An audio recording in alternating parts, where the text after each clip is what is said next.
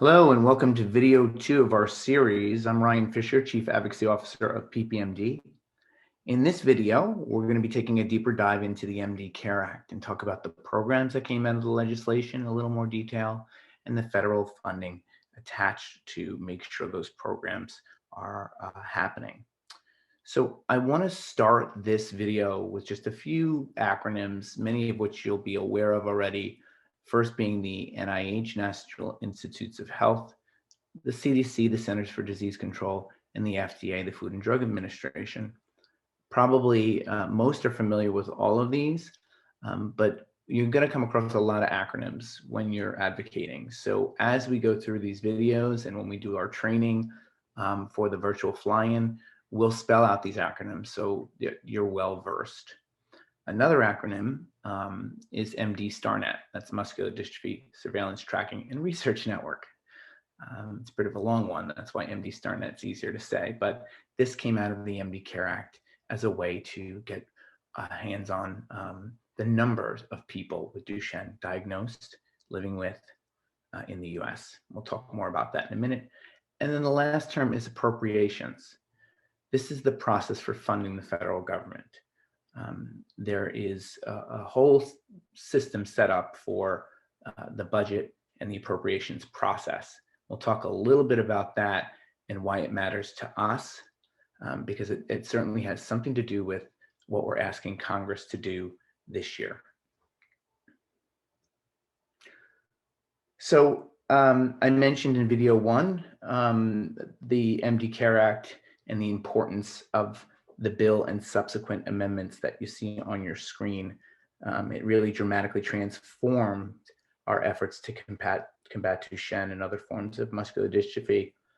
And you'll see the main agencies that are targeted within the bill are the CDC and the National Institutes of Health. Let's look at why we targeted these agencies in the first place with the legislation. So for the Center for Disease Control, I'd say a lot of us are getting more used to hearing that name, the Center for Disease Control, given that we are currently in a pandemic. But the CDC does a lot more than just catastrophic events and pandemics. The CDC actually looks at improving the way healthcare is delivered, understanding how many people are diagnosed with a given condition. They look at surveilling backgrounds of people and why some people may get a condition versus another. And they're very data driven. And we focused on them within the MD CARE Act for obvious reasons. We were lacking consistent care across the country. We did not have good data on incidence and prevalence. Incidence and prevalence are how many people are diagnosed and how many people are living with the disease. And CDC also develops tools to improve diagnosis and sort of try to shorten that diagnostic odyssey. So within the MD CARE Act, as we explained, it was mandated that they create care considerations. And then they created the MD-STARNet program to track those living with Duchenne, those diagnosed. For the National Institutes of Health, this was a pretty obvious one to us as a target for the MD CARE Act, as it is the largest funder of research in the world.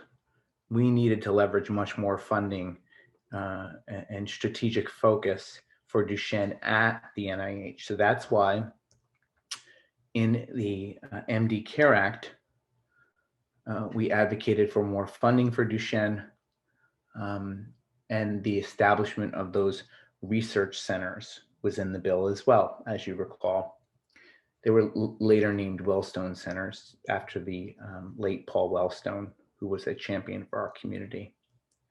And in essence, we knew the NIH can help us find those missing pieces we talked about, funding natural history studies, biomarker work, and translating this research to get into the clinic. So let's look at what NIH has done since the MD CARE Act. With the establishment of these research centers, which were renamed the Paul D. Wellstone Muscular Dystrophy Research Centers, these centers are in rotation every 5 years. And the focus of their research is different from center to center. And they have produced a whole host of research that has led to the development of therapies we see in the pipeline today. So preclinical research that occurred at some of these Wellstone centers ended up then being taken up by a company who took it forward in a clinical trial. I use the example actually often of Sarepta. The early preclinical work for exon skipping was done out of NIH. So you can make a connection directly from that work. There are other mechanisms, not just the Wellstone centers, that Duchenne investigators have taken advantage of. And those grants have funded everything, all those missing pieces we were talking about. And nearly every Duchenne therapy you see in the pipeline has been touched by the federal government and NIH because of the MD Care Act. And here you see the funding since 2001, where it was less than 5 million. We're now sitting at a pretty steady between 30 and 35 million. Over time, since 2001, the NIH has spent nearly $500 million on Duchenne-related research. Switching now to the CDC and the programs that came out of the MD Care Act, the Muscular Dystrophy Surveillance Tracking and Research Network, or MD-STARNet. So this is a network of clinics. They don't track every patient in every clinic around the country. Rather, they take a group of states, and then they're able to extrapolate based on the numbers. And there you see the current centers. They also look at the data and produce publications. The care considerations is another activity that came out of the Center for Disease Control that has been so incredibly game-changing for our community. This was an effort between clinicians, advocacy, and the CDC to develop these guidelines, and they were updated in 2018. CDC has also done work with PPMD and others in trying to reduce the time to diagnosis. As we know, the diagnostic odyssey occurs with many families. And all in all, CDC has produced 45 plus publications from what they're learning. And with MD-STARNet, they have around 1,200 patients that they're tracking. And funding is a similar story that it was with NIH before the MD Care Act. Less than $1 million was dedicated to muscular dystrophies. And then over time, we've had about 6 million appropriated for Duchenne-related, muscular dystrophy-related CDC activities. For this year's ask to Congress for the Advocacy Conference, we're actually going to try to increase this number to 8 million from 6 to 8. So you'll learn more about that soon. So important to note, with all that funding you saw, the MD Care Act does not actually mandate funding. The bills did not include funding line items. So Congress appropriates the money. So as we said before, appropriations is Congress allocating your tax dollars for the federal government. And, you know, this takes you back to early civics class. Congress has the power of budget allocation, so power of the purse. And that's why we advocate every year to talk to those who represent us in Washington and tell us why they need to continue funding Duchenne-related activities at the federal level.